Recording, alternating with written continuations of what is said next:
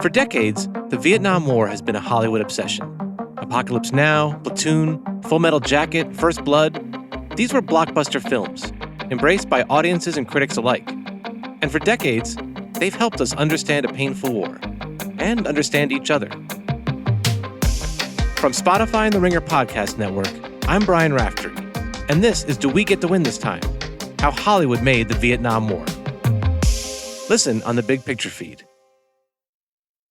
This episode is brought to you by Anytime Fitness. We may talk a whole lot about sports, but when it comes to keeping fit ourselves, there's definitely room for improvement. I hit this point early July. I was just like, I am not in good enough shape. I started trying to walk at least 15,000 steps a day, or hiking, or just anything to keep my legs moving. Now it's the end of 2023. I feel great. I had a physical 3 weeks ago, and the guy was like, "You're doing great. You're doing better than you were 3 years ago." I felt great.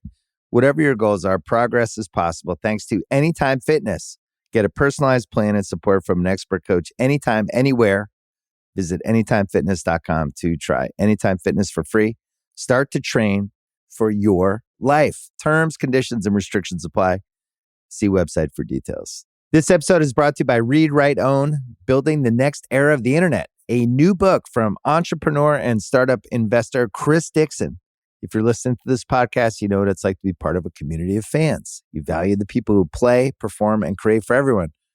Well, what if there are more ways to support them, more ways to be a fan? And what if you had even more ways to connect with the teams, artists, and other creators that you love? Even though creators make the internet valuable, how much value do they get for their work? Well, that's mostly up to a few big tech companies. Shouldn't creators get more from the platforms they make successful? More value, but also more say, more control, more ownership? Read, Write, Own explores an alternative future for the internet, one that reclaims control for creators, fans, listeners, and gamers, the people who not only use the internet, but make it useful. Read, Write, Own imagines an internet built by us for us.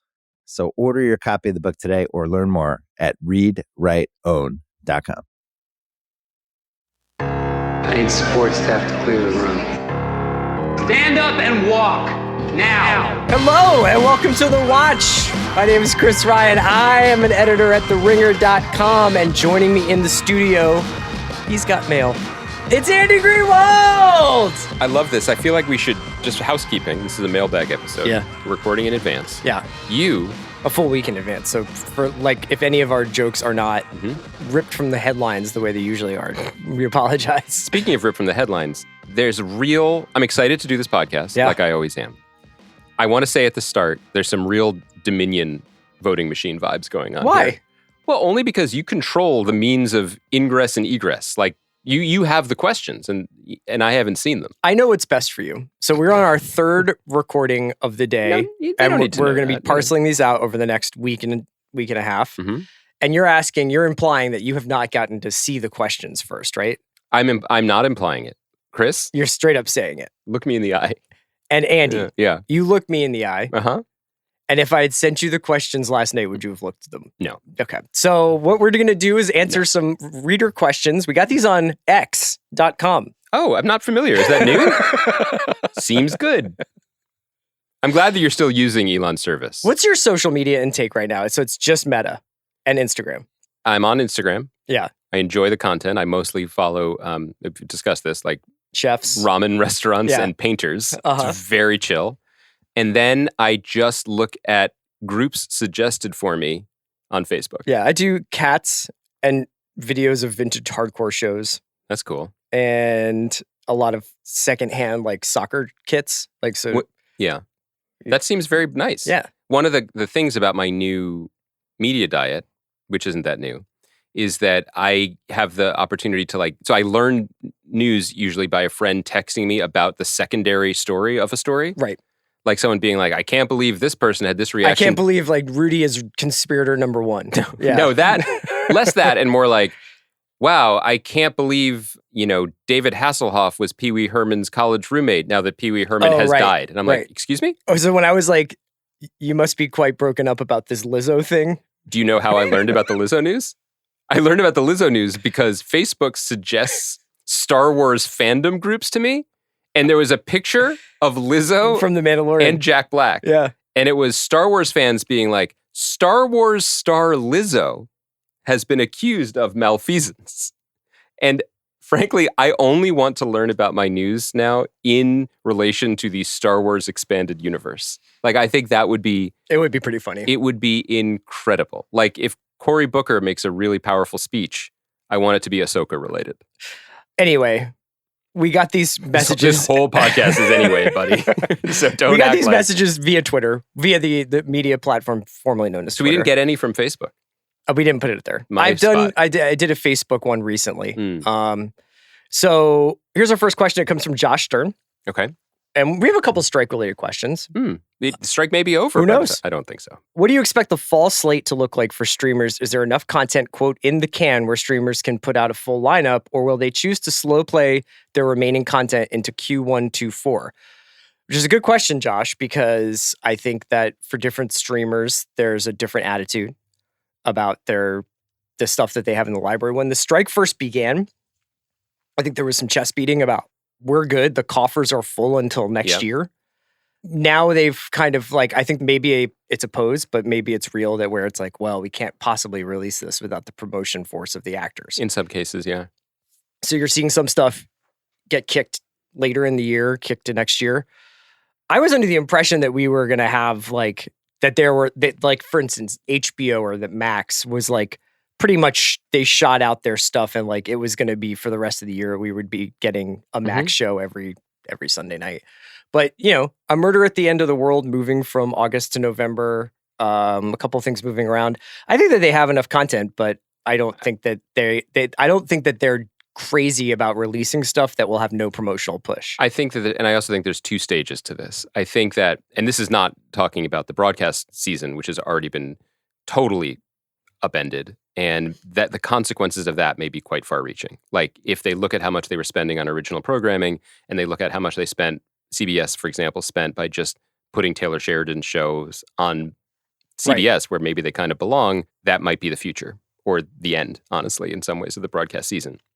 What the question is more about the streaming services, and I think it varies from service to service. I think that Netflix has a pretty deep well of content, reality included, and international included, and international production continues apace. I think Apple also has a bunch of stuff banked. You mentioned HBO, and HBO, like the new True Detective with Jodie Foster, I believe is in the can. Yeah, I believe that as well. And so that's something they just have, and they can put out when they feel is appropriate. We are starting to see small ripples. You mentioned the Brit Marling FX show. What's it called? A Murder at the End of the World. Just today, we're recording this a week before you guys are listening to it. Issa Rae's show, Rap Shit, was pushed from this month, from summer into November. I think there's going to be some movement around the margins like that. Like, let's push things both kind of secretly in the hopes that someone will be able to promote it, but also just so we have a little bit more consistency heading into the real unknown territory. What is it? True Detective Night Country? The real Night Country is 2024. Yeah, but I think that, like, for instance, True Detective Night Country could benefit greatly from Jodie Foster being able to explain what's going on. Absolutely. Yes. And that is part of the thinking. But I do think that, like, the Midnight Country beyond it is when they don't have the shows. And, from what we understand, again, we're recording this before a decision has even been made to resume negotiations with the writers, let alone the actors. All these companies have different response plans. Like, they have a plan.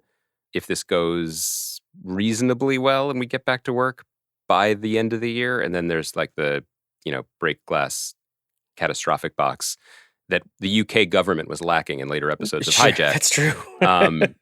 And that we don't know. They did not have a flow chart for that part. No, we did not. But we like them do not know what that looks like. Okay. Corey Collins asked a question that I don't really know how to answer. That's basically a sibling question to this, which is, what's the must-have streaming service for the rest of the year?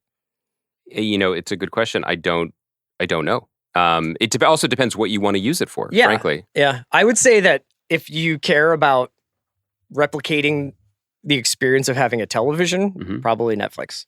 If you just want sports documentaries and reality shows, and then the library that they have already and whatever new shows that they've been putting out, there's Netflix.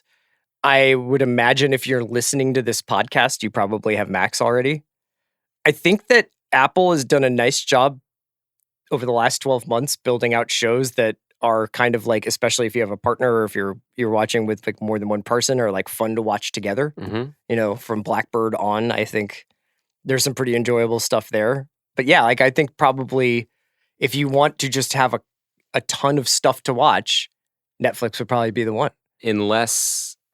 Also, if you're a reality fan, I think the Bravo stuff continues apace and you can get that on Peacock. That's true. If this question is coming from my 10-year-old daughter, the answer is Crunchyroll. Right. The all anime service that has now been added to my monthly bill. So I think it depends. If the root of the question is like which one of these is going to survive with or thrive with original content through the end of the year, I think the richest ones have the most in the bank already. So that would be Netflix, Apple, and potentially Amazon.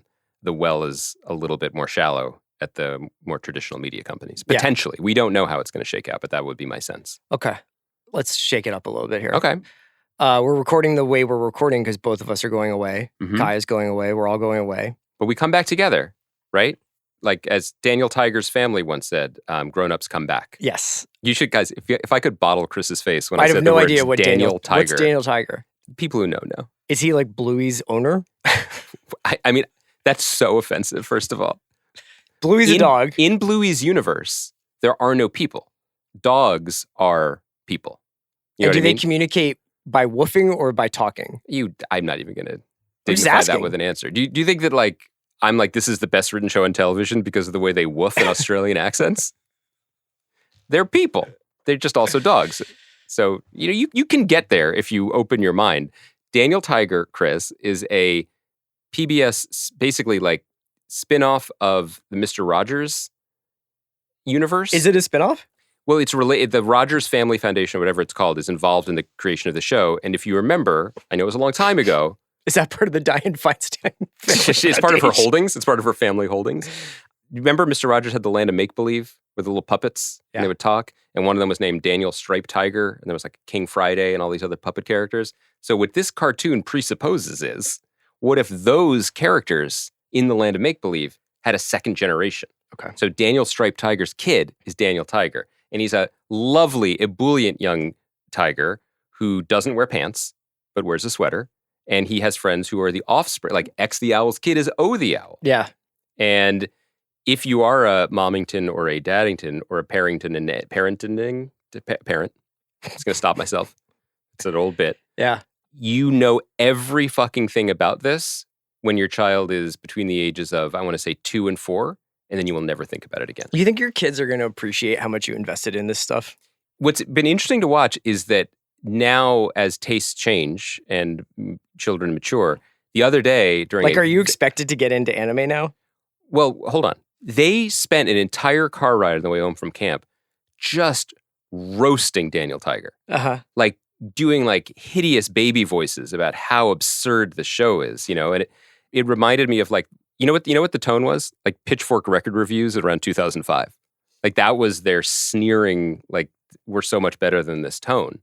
But then the 6-year-old, when the trailer for the new Paw Patrol movie aired in front of Spider-Verse or whatever movie we saw, she stood up in the theater and pumped her fist.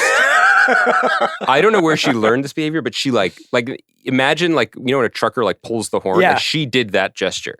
Okay. So that's still in play. And your question about anime, the answer is yes.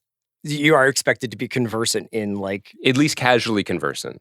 And that's not all the way there. Yeah. Why? No wonder you don't have a lot of time for prestige television. Look, I like you, but here's a fun question for us, though, as we head into vacation. What are we going to read for the Watch Book Club once the TV pipeline dries up? What are you reading on vacation? So I'm finishing off the McMurtry project.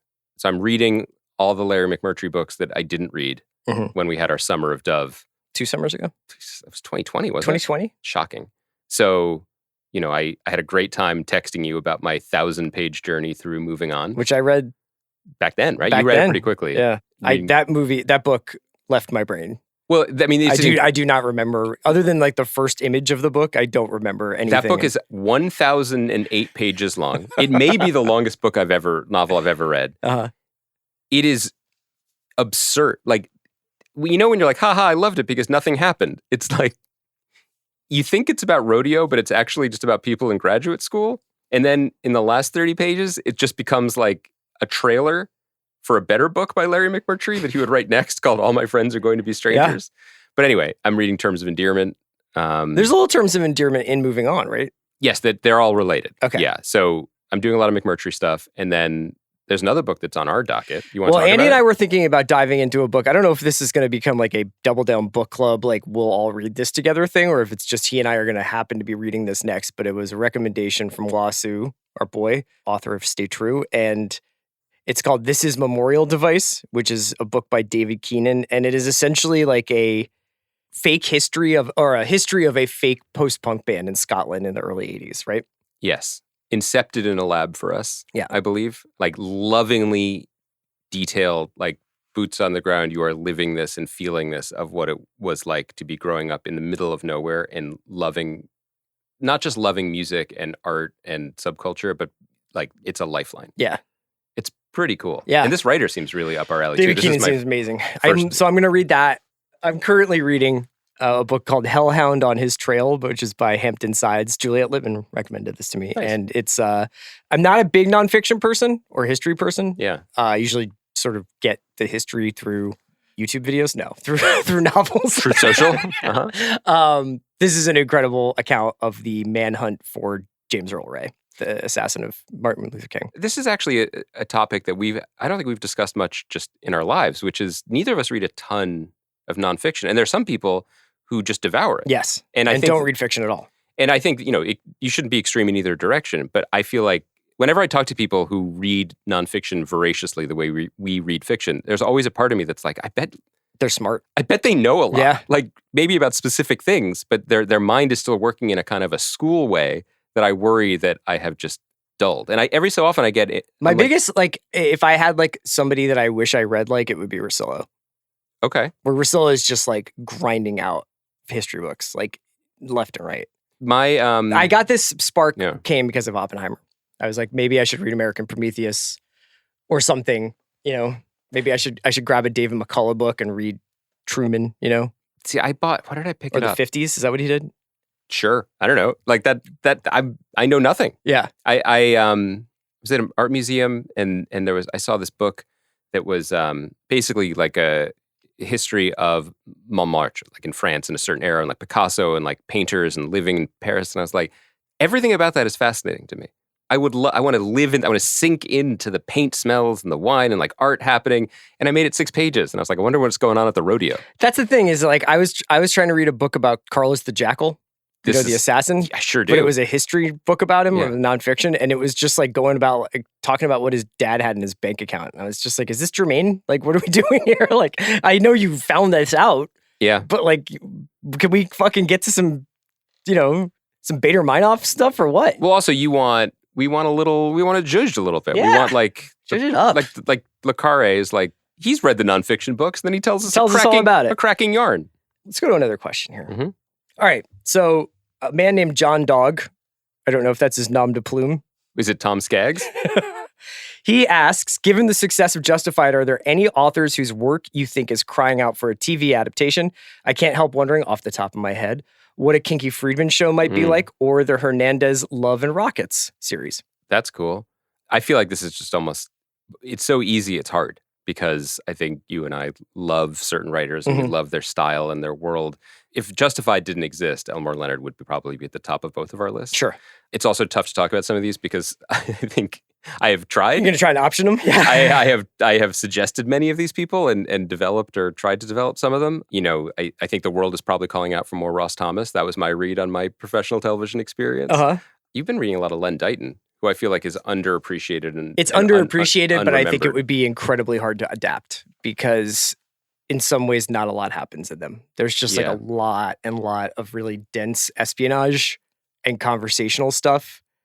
And so much of it is the POV characters. But I just got done reading a book called Mamista, which is about a fictional South American country in turmoil in the 80s or 90s.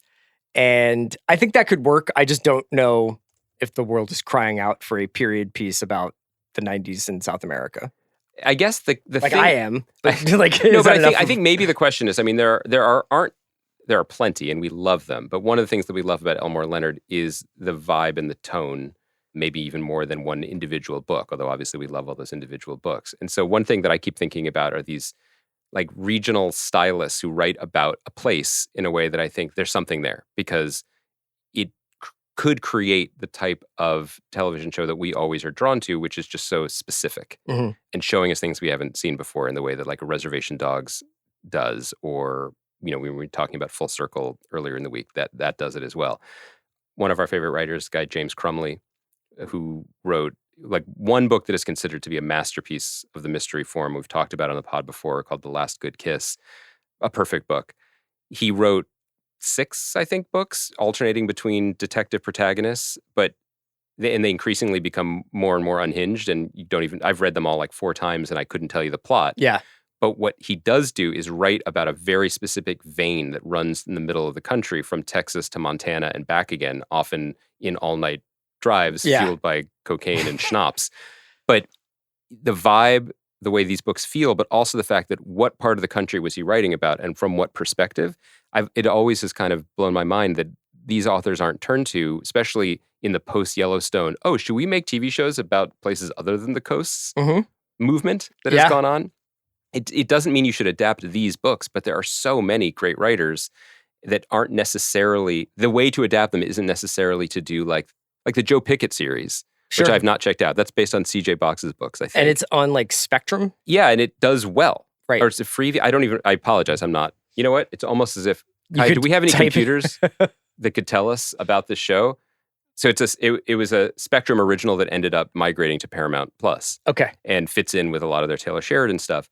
But anyway, my point is, I bet the show is pretty good. And I bet we would enjoy it in the same way we've enjoyed Reacher. But I kind of sometimes wish that there wasn't this like almost automatic self-segregation of like, we are making a regional book that is going to be specifically a relatively small story. Dark Winds is another example of this, which is based on the Tony Hillerman mystery books set in the Southwest. First season's pretty good. Second season is coming on AMC. But I feel like Tony Hillerman's Southwest could be a bigger thing than one small show. Or same thing with the CJ Box writes about. I think his books are set in Montana. I read one once. He's a game warden. Is he? You know that, Joe Pickett? Yeah. I didn't know that. I feel like you'd love this show. It stars the dude who was Patriot, I believe. Does it really? No. Hold on. Are you fucking reading the internet or not? It is. Michael Dorman, right? Wasn't he the guy in Patriot? Okay, cool. Nailed it again. I'm trying to think if I have like an out-of-the-box answer for this question where it's like, I want to say like where somebody should make the collected stories of John Cheever or something. Right. Oh, I feel like Joy Williams.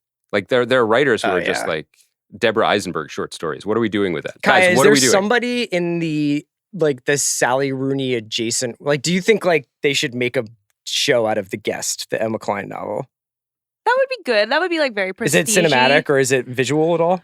It's very visual, lots of water elements, lots of different like characters popping in and out. So lots of like opportunities for an ensemble. Yeah. Yeah. Like for some, not even like an ensemble, but sort of like it breaks down in that she's kind of drifting through the Hamptons. Do you know this story? Yes. I'm interested in reading this book actually. She gets kicked out of her boyfriend's house. And so she's kind of like grifting on to different people. And so it could be set up in like an episode structure where each episode is like she's meeting someone new, trying to stay in the Hamptons. We shouldn't give this away, Gaia. As we're doing this in real time, I'm kind of in love with the theory, even though I think that in practice this would be almost impossible, which is to say, instead of just adapting a book with the limitations of that are built into that, and also the sort of the ceiling, right? Because you have to please the people who are interested in it and you're servicing something else. I kind of wish that someone would creatively take the Castle Rock approach to unexpected authors. And what I mean by that is there was that short-lived show, I was on Hulu, I think, right? Castle Rock, which was the Stephen King shared universe show, drawing from vibes and characters and stories. I mean, they're basically going to try that again with Welcome to Derry, aren't they? Yes, right. But instead of doing it for an author who's that famous, like a Sally Rooney-verse show, like of disaffected millennial intellectuals in Ireland. No, there's only 2, so they've already done it. They've done it. But do you know what I mean? Like that milieu, like you would have to have the involvement of the author. Maybe she's not the best example for it. Maybe the better example are these short stories by authors that we like. Yeah. I think there's something there because adaptations, there are good things about them, and there's like guardrails for executives to greenlight because they kind of understand the shape of it. But drawing inspiration from a voice is much harder to do, but I think in success would be amazing. Do you know what my Double Down Book Club suggestion was going to be a little while ago? What's that? To do Sports Writer and Independence Day. Yes. Which is Richard Ford's series of novels. There's a new one. Yes. So, the Sports Writer. Richard Ford is this great American short story and then novelist writer who sort of rose to most popular acclaim with these series of novels about a sports writer named Frank Bascom, which is sort of like, And there are these books about a relatively breezy baby boomer guy sort of walking around America being like, huh. And to me, they are like science fiction. I love that you just like, was it Vanessa Bayer in Barry? It was like, we want Frank Bascom to be a little bit more like, but right now it's like, It's true. But so the Sports Writer, incredible, followed by Independence Day, right? Which is like a masterpiece. Yeah. And then a couple years later, he did Lay of the Land, which was still worthwhile. Yeah. But not. Then he straight up named a novel, Let Me Be Frank With You. Which is God tier. Yeah. I think when we think about naming things, I think there's that. And then there's Joe Perry, what's his name? From the Eagles. Joe Walsh's album, Got Any Gum. Yeah. Those are the two greatest examples of I don't give a fuck anymore in media history. But he has a new one. Like, he's still Frank Bascoming. Yeah, what's the new one called? Well, we're Googling a lot. I would feel like, I think you should keep this because I think process is fascinating to people. Steven Soderbergh agrees. But also, I would have suggested editing it, but I was recently listening to Ryan Russillo's podcast where he asked Mike Sando. Oh, Mike Sando Googles for like 2 minutes. Mike Sando's like, I bet if I check this tab here and then there's just quiet clicking. And I was like, this is riveting summer content. This is amazing to me. So the 5th book in the Frank Bascom trilogy series, is called Be Mine, and it just came out this year.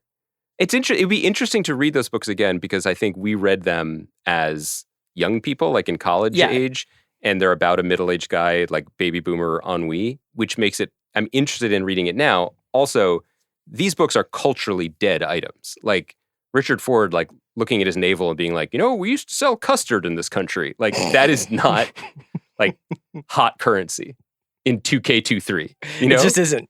But maybe it'll come back around. Okay. Dr. Andre Zanescu asks. An esteemed This might just listener. be, like I said, these might just be screen names. Over the last few months, you've been talking a fair amount about risk aversion at the studio scale in the context of Mattel, Pixar, and Marvel, among others. Do you feel like studios deploy risk-averse strategies differently to TV, linear, or otherwise than they do film? Sure. I mean, I think obviously just budgetarily, we're talking about the ability to make some more gambles because TV typically doesn't cost as much as movies do. Mm-hmm. I would also say that in the streaming age, I would imagine that streamers are looking to make lots of things for lots of different demographics. Right. Whereas movies are trying to serve the widest possible audience at once, which is why sometimes movies are bad. Because they're like, we can't possibly alienate somebody in the last 30 minutes of this thing. So let's like adjust the plot to like reflect to like every single person who could possibly be seeing this. Also, I mean, I think there's been a financial reckoning of late, even though, as The Atlantic told me, we've been vibing out of a recession. I do think that there is a reckoning in terms of like money isn't free anymore for people at this level. And so you can't just kind of yada yada your way to profitability. But that said, for the most part, movies, I think, are still kind of tied to the physical world, and that you put out a movie and then people spend American dollars at the multiplex to say like, yes, we support this or not. Yeah. Whereas companies can kind of hide the ball or at least obfuscate their goals with a TV show because they're like, this was adding more razor blades to the razor blade store. Now, I think that argument falls apart when you see how much money some of these companies are spending on individual razor blades. Yeah. It cost Bob Chapek his job. But I think that you could say, well, it was important for our strategic vision of growth to make Secret Invasion. I think that would probably be wrong, but you could say that as opposed to spending twice as much for Secret Invasion to be a summer movie and it underperforming. That would be a more visual hit. It's funny, like, Not if you think back about like what would have happened TV Not even if they didn't do streaming.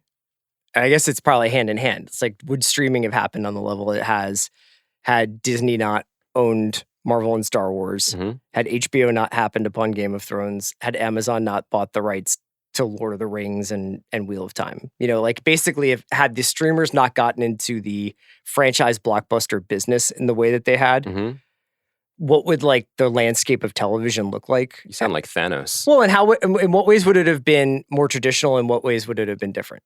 You know? Because I think we would love to live in a world where it was like, were it not for Secret Invasion, we would have 2 more I May Destroy Yous, but it's not, it doesn't work that way. It's not. And it's funny that like, we keep thinking, and this is just also just the way we cover stuff, and I literally mean we keep trying to declare bottom, or that this is the nadir of something or whatever, when in fact we don't actually see where we are in the chart. One of the first things that I remember writing for Grantland over a decade ago was a column sort of reckoning or trying to reckon with the Walking Dead effect.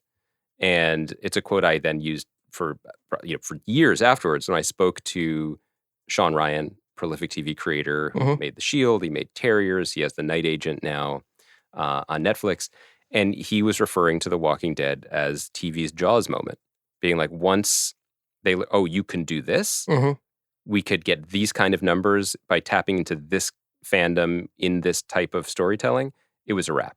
That was when the genie left the bottle, I guess, and then everybody was chasing it from that point forward.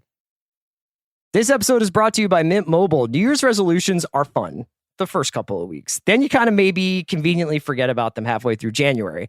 No shame. It happens to us all. But this year I have a foolproof plan, at least when it comes to saving money. Just switch to Mint Mobile and you're done. Goal accomplished, because for a limited time, their wireless plans are $15 a month when you buy a 3-month plan. The great thing about Mint Mobile is there's no jaw-dropping monthly bills or unexpected overages, and all plans come with unlimited talk and text.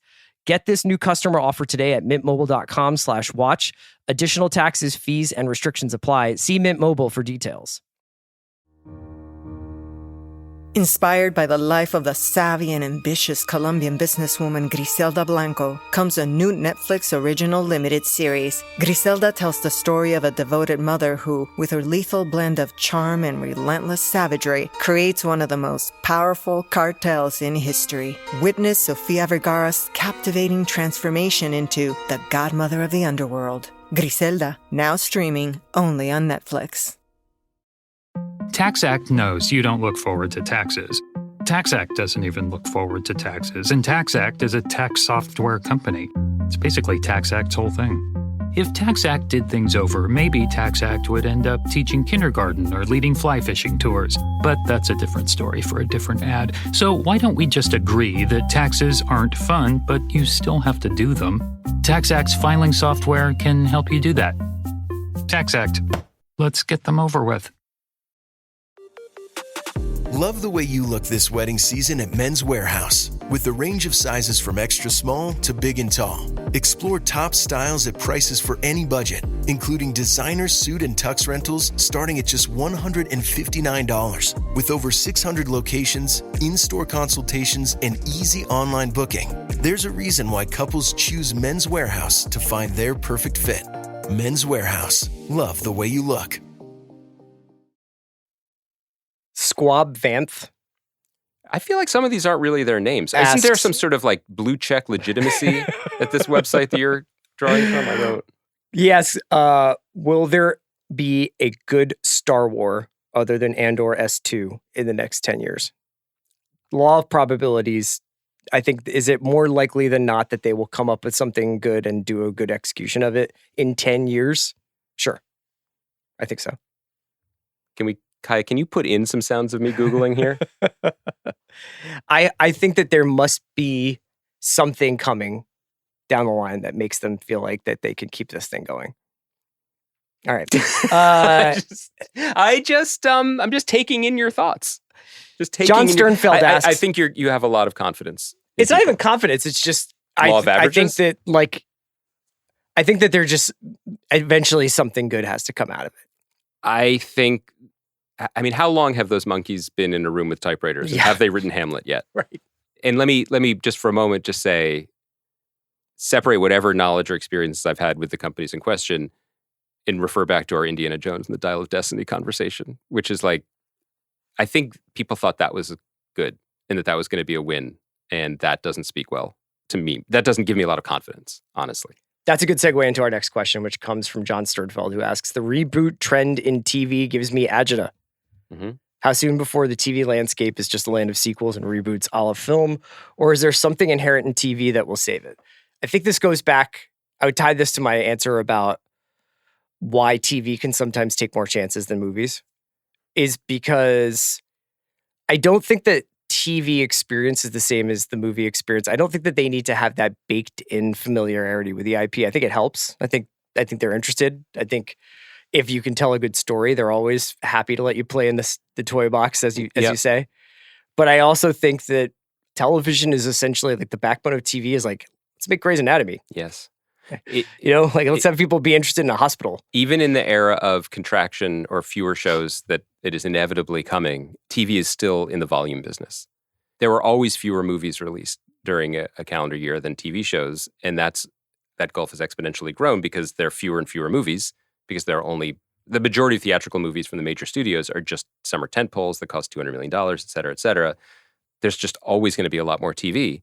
And I think that there's that steady drumbeat of TV show TV that just exists, right? And the other thing about TV that it still can get you is it can still surprise in ways that, like the way people are talking about the Barbenheimer weekend.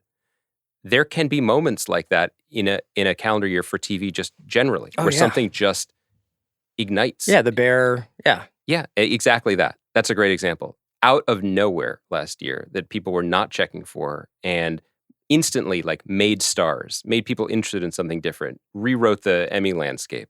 Now, did the Bear make $1 billion for its corporate overlords? No. Yeah. But it's just a different scaled business. So I am also despairing about the headline of that question, but there's always going to be good stuff. This is an interesting question that kind of goes next to the one we just answered about originality and franchising and using IP and stuff like that on streaming. AG11, I don't know if this is somebody that means Andy Greenwald, the 11th biggest fan of yours or what, but I think that's my AJ Brown burner account. Oh yeah. I'm a fan of him, number 11. What is your take on the success of Suits on Netflix? Is it simply hitting a TV sweet spot that has been missing in recent years, or a great show that has found a new generation and audience? Is it simply the courtroom month effect from the rewatchables? That's funny, but I do think it speaks to the fact that Lincoln Lawyer is also successful for Netflix. I do think that is a very reliable genre of television.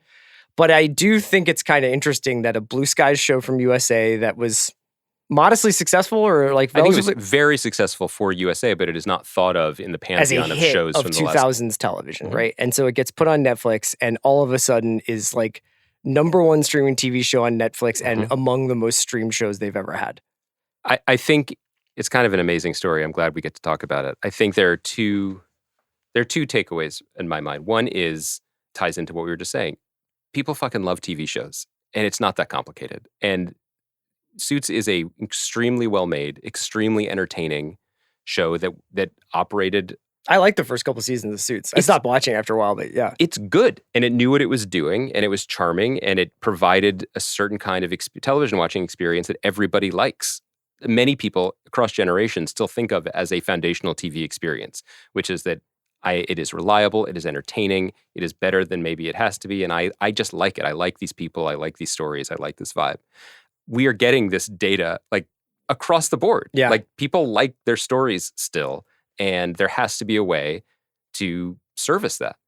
I think the second part of it is maybe more interesting and trickier, which is there is a lot of good TV being made, and there has been a lot of good TV that has been made. But one effect of the stratification of the TV landscape is getting these popular things to people in the right delivery method. So Suits, USA show, Universal show, ought to be siloed away on Peacock, where I'm sure it could draw people. But many, many, many, many millions more people have Netflix than Peacock. Yeah. And all of those people who have Netflix think about watching Netflix in a way they might not think of watching Peacock. There is something about the interaction with Netflix that suggests, here we go. We're going on a deep sea dive and we're just going to be hitting it and binging it. So the best delivery system for Suits is Netflix. And there are probably dozens, if not more, shows like that out there that could be optimized and revitalized and give a lot of people pleasure if they were given the opportunity to be in the right delivery system, which doesn't mean everything has to be on Netflix. The B-side to this point is, this is the humanitarian read in a way of when you read stories like HBO is going to once again license some of its shows. I mean, Insecure's on there now. And that's, I am not in the business affairs offices of any of these places, but just as a consumer, and potentially as a creator, like, what's wrong with that?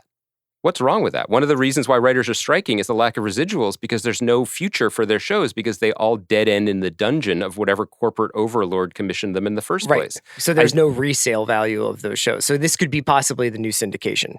It would be fantastic. Yeah. And I say this as the parent of a TV child that's languishing in the dungeon of a corporate overlord. Like, there's a lot of TV shows. My show would not be Suits, but I just mean, like, give people a chance to watch stuff. And instead of, it's in a way, it's a much bigger question than I was even, in the way that I was conceiving it, which is to say, like, it is kind of a comment on, like, what are we doing? Mm-hmm. Like, are these shows creative enterprises meant to entertain people, or are they widgets in long-term shareholder growth plans? It's funny that Suits popped off like this, because I was like, should we talk about Suits? Should we watch a bunch of Suits and talk about it on the watch in 2023? That feels like Juliette Core, right? Like, I feel like that's... Well, she loves Suits. Yeah. But there's also this whole thing about, like, what shows people like versus what shows people want to hear other people talk about. Very true. And it's very true. I have this every time I think about talking about SVU to you, where I'm just like, this actually makes me sound like a sexual deviant to describe the plot of this television show. So I'm not going to do it. But I was, even for Suits, I was like, is there really anything, like, how do you get everybody to be like, we're watching the first 3 episodes of Suits, and, like, isn't it so funny when Harvey does this? Like, it's not the same thing as Hijack, and it came out in, like, Yeah. But, like, so the next question I was going to ask you is, J.R. Davidson says, quote, with tears in my eyes, he says, "Sirs, yes, thank you for finally watching Chernobyl. But seriously, with the strikes pushing release dates, do you feel like you'll cover more legacy shows when things dry up? Or are you confident that even with the slowdown, you'll have new things to discuss?" I have a lot of anime to get through. So, my involvement in this project is limited. I don't know. I think that even with the strikes and with whatever slowdown is coming, I think for the way that we cover things, and generally I think we've decided that it's probably better to have the few shows that we're watching intently as opposed to just name-checking stuff. Mm-hmm. And we have done a bunch that we've started things and not returned to it. But I think that's a better model for us. But that said, the Chernobyl thing, like we were talking about what book we might want to read. Like there are other miniseries or things that are beloved that I think that I missed or we didn't talk about that might be fun to consider. Did you watch Band of Brothers? We discussed this. No, I know, but did you ever? I can't remember your answer of, like, whether you watched Band of Brothers ever. I watched like 2 episodes of Band of Brothers. Yeah. So support the troops. So that you didn't get to D-Day. I support the troops by watching Special Ops Lioness. You don't do that either. That's true. That would be a fun one to watch because that is essentially a black hole for me. Yeah. Maybe we should pick one of these. I mean, I actually don't think we're going to get a slowdown. I don't think that there's going to be any drought of new TV. And I think by the time that would be a real concern, there's going to be a labor agreement. But it is funny too, that I think we're learning the longer we do this, that, like, there are also some things like SVU that is just like, maybe that's just for us. Yeah. Whereas, like, do you know what I watched the other day that we talked about, but then we didn't? I rewatched the first episode of Southside. Uh-huh. And maybe that's my favorite show of all time. Like, briefly, yeah, while watching it. Yeah. It's on Max, right? I feel that way about the season 3 Eastbound and Down bloopers now. Yes. With Kenny and Dushenko. There's something, and it's mostly comedy related, right? But, like, I would like to spend more of my life watching Southside and thinking about it, but I don't entirely know how to podcast about it because it's just becomes... Because you just say, that was funny. We just did National Lampoon's for Rewatchables, and I was like, Bill, and then this other line happens, and I laughed. Let's wrap it up there. I can't wait to hear that Are podcast. you going to get any Kelly Green Eagles gear? A lot of people asked about this. Okay, I'm really glad we got this question. I wanted to get the Air Force ones. I did not. I am not a big jersey. Like, I don't have a lot of team gear. My mother said that 500 people lined up at, like, the official Eagles store. And then for people who don't know, that for decades, the Eagles had a very unique color scheme. It was called Kelly Green, a bright green. And then when Jeffrey Lurie bought the team 25 years ago, he immediately got rid of it. Made it like cool, edgy, 90s, like Poochie style, and like made it like midnight green, which also admittedly looks really good. They brought back the Kelly Green as alternates, and Philadelphia is going insane. People ordered stuff, and it's like shipping next football season. Yeah. It's kind of like furniture.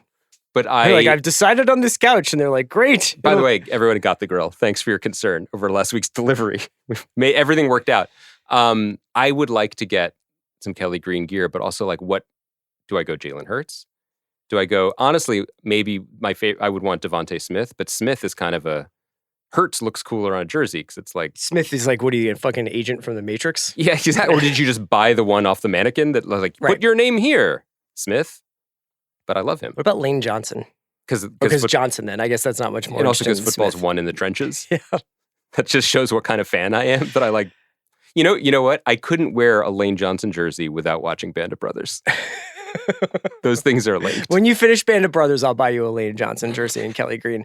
Thank you to Kai McMullen, who's going to have an absolute blast editing this one because there's some cool Googling. Yeah. We hope everybody's having a great summer. We'll be back on our usual time, but we're just recording this about a week and a half out. So I hope everybody's having a great summer, and we'll see you on the next episode. And while you listen to this, just picture us like Kenny Powers on his jet ski. That's right. That's how we're enjoying August.